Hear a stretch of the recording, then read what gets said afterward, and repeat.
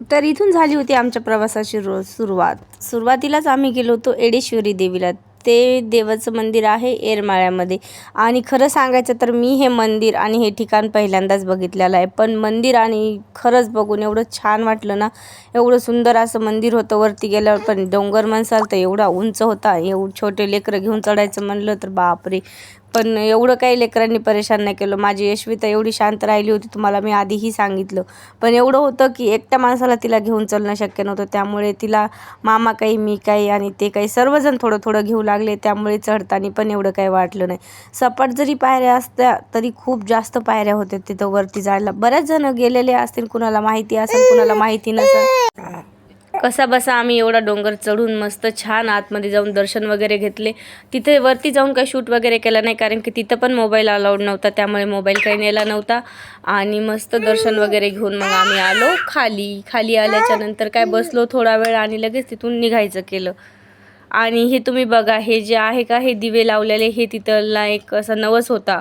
ते मस्त छान सर्व पायऱ्यांनी त्यांनी दिवे लावले होते. अशी मान्यता आहे की ही देवी नवसाला खूप पावते. त्यामुळे हे असं काहीतरी नवस होता त्यांचा. त्यांनी छान असे दिवे प्रत्येक पायरीवर दिवा लावत ते वरती जात होते. खरंच माणसाच्या मनात भाव असला की कुठेही देव असतो, तसं म्हणतात ना. तर हे तसंच त्यातलंच काहीतरी एक उदाहरण आहे.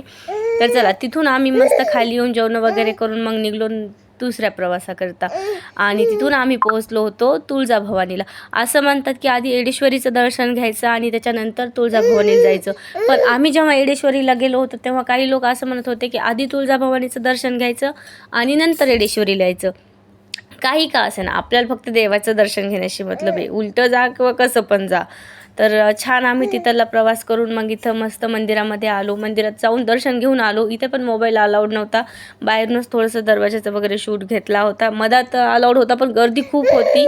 एकदम देवीचा फोटो तुम्ही घेऊ शकत नव्हते, पण बाहेरच्या परिसराचा शूट करू शकत होते. पण गर्दी असल्यामुळे यशवीन मी आम्हाला काही घेता नाही आला.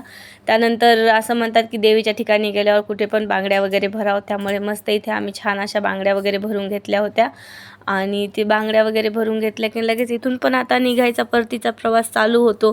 आणि इथलं वातावरण पण खूप छान आहे. मंदिरामध्ये पण एकदम अशी प्रसन्न वातावरण होतं. पण एवढं होतं की आम्ही गेलो तेव्हा गर्दा खूप होता. त्यामुळे पण दर्शन आमचे खूप छान झाले होते बरं का. आणि हे असं काही मग फिरत होतो आम्ही मस्त टाईमपास करत बाजारामध्ये, गर्दीमध्ये छान. आता काय इथून पण निघायचं होतं. इथून निघून आम्हाला दुसरीकडे जायचं होतं. इथून आम्ही जाणार होतो पंढरपूरला आणि पंढरपूरला करणार होतो मुक्काम. त्यामुळे हे बघा, आम्ही पंढरपूरला छान पोहोचलो. सकाळी फ्रेश वगैरे झालो आणि निघालो पांडुरंगाच्या दर्शनासाठी. पांडुरंगाच्या दर्शनाला जाताना आधी दर्शन होतं चंद्रभागेचं. मस्त इथे गेलो होतो आम्ही. हातपाय वगैरे धुतले, छान आंघोळी वगैरे तर केलेल्याच होत्या. त्यामुळे फक्त हातपाय धुतले आणि तिथून मस्त पांडुरंगाचं दर्शन वगैरे झालं. ते काही शूट आम्ही घेतला नाही, कारण की गर्दा असल्यामुळे आणि लेकरसोबत असल्यामुळे एवढं काही शूट करणं होत नव्हतं. आणि पांडुरंगाचं दर्शन करून मग आम्ही निघालो होतो समोर जायला. तर तिथे नारायणगावमध्ये हे आम्हाला मंदिर लागलं होतं बालाजीचं. तर हे मंदिराचं दर्शन घेण्यासाठी आम्ही इथे पण एक मुक्काम केला होता, कारण की हे रात्री बंद होत असल्यामुळे आम्ही सकाळीच इथे गेलो होतो मंदिरामध्ये. खूप छान, याला असं बालाजीचं मंदिर असं म्हणतात. जे आपलं मोठं तिकडे बालाजीचं मंदिर असतं का, त्याच मंदिरासारखं हे पण मंदिर आहे. पण खूप छान होतं. इथली सोय म्हणसान तर बापरे. आणि स्वच्छता तर एवढी होती ना, खरंच खूप छान. एकदा तरी जावं असं हे मंदिर होतं. आणि एकदम सुविधा, एवढ्या सकाळी आम्ही गेलो होतो तेवढ्या सकाळी तिथे प्रसादाची पण सोय होती बरं का. प्रसाद पण खूप छान होता. जसं आंध्रामध्ये त्या बालाजीचा प्रसाद असतो का, सेम तसाच प्रसाद इथे पण होता. मग काय प्रसाद वगैरे घेतला आणि इथून आम्ही निघालो परत जेजुरीला गेल्याच्या नंतर मग दर्शन वगैरे घेतले. तिथे पण मोबाईल अलाउड नव्हता. तिथे गर्दी वगैरे काही नव्हती, त्यामुळे दर्शन लवकर झाले आणि थोडे काही फोटो वगैरे शूट करून घेतले आम्ही. तिथे गर्दी काहीच नव्हती. म्हणजे आम्ही जेवढ्या ठिकाणी देवदर्शनासाठी गेलो तिथे बिलकुल गर्दी नव्हती, कारण की आता कोणी नव्हतं तिथे, उन्हामुळे कोणी येत नव्हतं. त्यामुळे मस्त आम्ही दर्शन वगैरे घेतले सगळ्यांनी. तर इथून पुढे मग आम्ही गेलो होतो देवगडला गेल्याच्या नंतर हे असे काही व्ह्यूज होते. तिथे दत्तात्रेयाचं छान मंदिर होतं.